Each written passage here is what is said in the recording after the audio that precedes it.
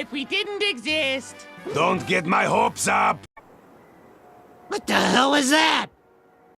Greetings, fellow mortals. Just a reminder saying it's just my opinion is for cowards. There are a few cartoons that defined my childhood, and Fairly Oddparents is at the top of that list, but not for the reason that you might think. It's a cartoon which really freaked me out when I was younger. I know, it's a weird one, right? Considering that I could watch Invader Zim along with the grim adventures of Billy and Mandy without flinching. You see, it wasn't the supernatural and unseen stuff that really freaked me out as a kid.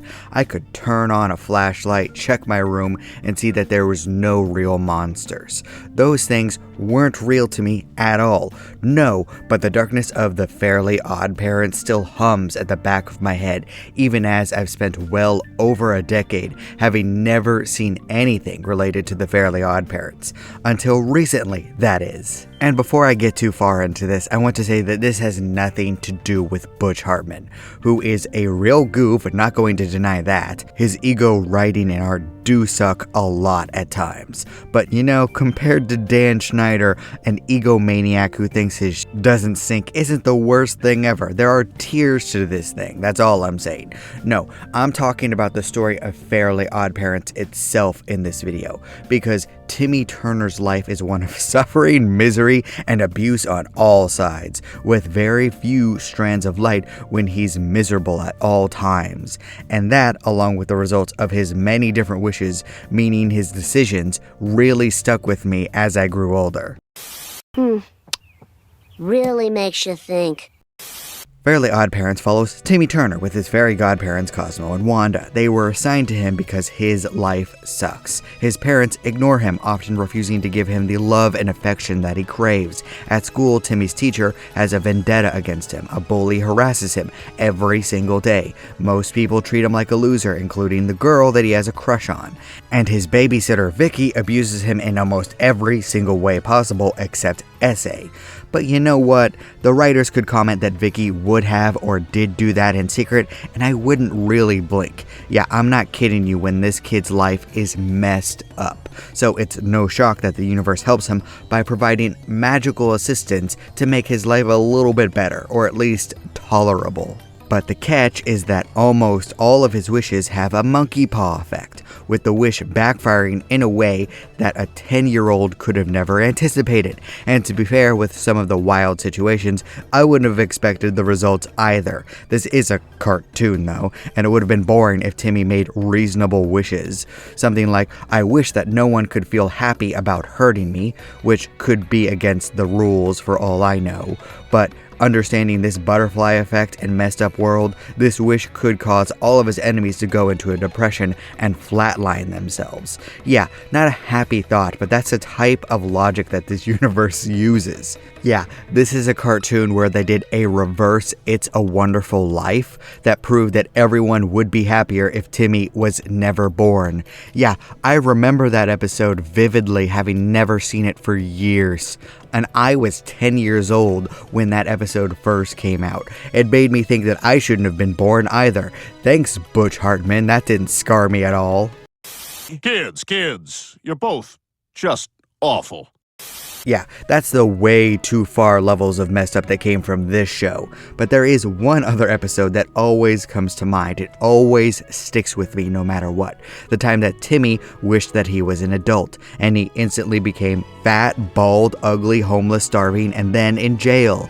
That one stuck with me because it struck a chord of, I will never let myself end up like that when I grow up.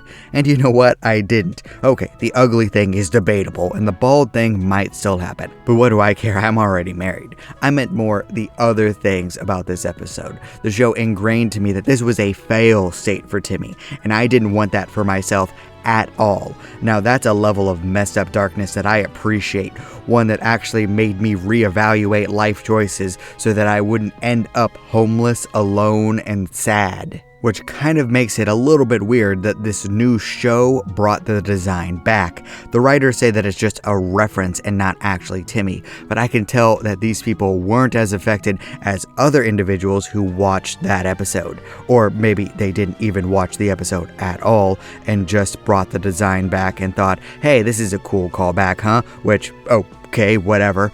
I'm not going to get upset about child entertainment to the point of freaking out about it. I will say, however, that I'm a bit disappointed with how safe the reboot sequel series is, because instead of having the new kid have a miserable life with virtually no redeeming qualities whatsoever, she's just sad that she had to move to a new city. That's a little lame in comparison. Disappointed! I'm not going to say that I would have watched the new show religiously if they made it a bit darker. It could have been any new version, and I probably wouldn't have been that excited about it. No, and I'm not mad that the new kid is a black girl. That's all fine, and it makes sense in the lore that Cosmo and Wanda would get a new kid eventually. Plus, she seems to have a real personality instead of just being there and being the perfect kid. I remember that in the original series, they brought a second child to share Cosmo and Wanda with Timmy, along with the dog and the baby. What was it, Sparky and Poof? And then I remember seeing clips of the girl, Chloe, but I never watched an episode with her. She seemed a bit too perfect, which might be why the show ended not soon after she showed up. But this new girl, Vivian, is a real person with a real personality, with highs and lows, with good parts and faults, which is a good thing. The writers made her a real person, so that's interesting at least, but it kind of makes me sad that the truly messed up parts of the show are just gone. The parts that made me glad that I had such loving parents. The parts that pushed me through a Crocker situation of my own. Yeah, not exaggerating there. It reminds me of the focus testing for Inside Out 2, where kids complained that some aspects were too stressful, and I just want to roll my eyes. Maybe I'm a grumpy adult now, and maybe a bit of a boomer, but a little bit of messed up and stressful themes in my old shows and movies really meant a lot to me. Fairly Oddparents taught me to be careful with my choices and words, and maybe the new series will do that with a bunch of new kids, but it does feel a little bit too safe and padded, like get the kids to actually think a little bit. Don't go as far as to make them wish that they were never born, but still, there's a reason old fairy tales are so messed up and dark. Adults were trying to convince their stupid children not to go off into the woods and get themselves flatlined. And considering that we have people playing in the roads right now, I think we need a few more cautionary tales. Better to be a little scared as a kid than to be blinked out of existence before you get to become an adult. Only to swerve out of the way at the last second. What is wrong with you? But besides feeling a little bit too safe in some of the music choices, I thought the new show was really cute. The art style really fit. Cosmo and Wanda actually loved each other again. One wasn't an irredeemable idiot and the other wasn't an annoying nag. They're still stupid, but they're back to how they were at the start of the series. No more Flanderization. It was a fun, nostalgic watch for me. But maybe I'm a bit wrong. Maybe the new series will make kids think twice about what they wish for. I don't know. I could just be a boomer now that looks back on creepy themes and cartoons with a bit too much nostalgia. Special shoutouts to the episodes where everyone became a gray blob and Timmy wished his emotions away. Those really stuck with me as well. But one thing that I do hope for the new series is that they avoid the pitfalls of what happened with Timmy Turner. Flanderization, stagnation, continuing far past its expiration date.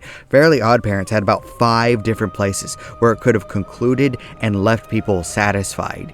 You have to know when something has to end, but starting the show over again fits in great with the lore, so they could do it again, let Vivian grow up and move on. It's an interesting premise to say the least. Make Fairly Oddparents a generational type of show, something that brings us all together instead of driving us apart. I think we have enough of that in the world right now, especially between different generations. Can someone please tell me why there are so many different challenges and protests in the road? Get out of the road before you die, please. That's all I'm asking for. You're welcome to disagree with all this. That's fine. After all, everyone is entitled to their objectively wrong opinion. Remember TIE Fighters? Oh, remember Jawas? Remember? Hey, remember Jurassic Park? Oh, you love Jurassic Park. Remember Jeff Goldblum? Oh. Thank you all so much for watching. You're still here? Good night, everybody. Thank you. You bye. Boom. Do not despair.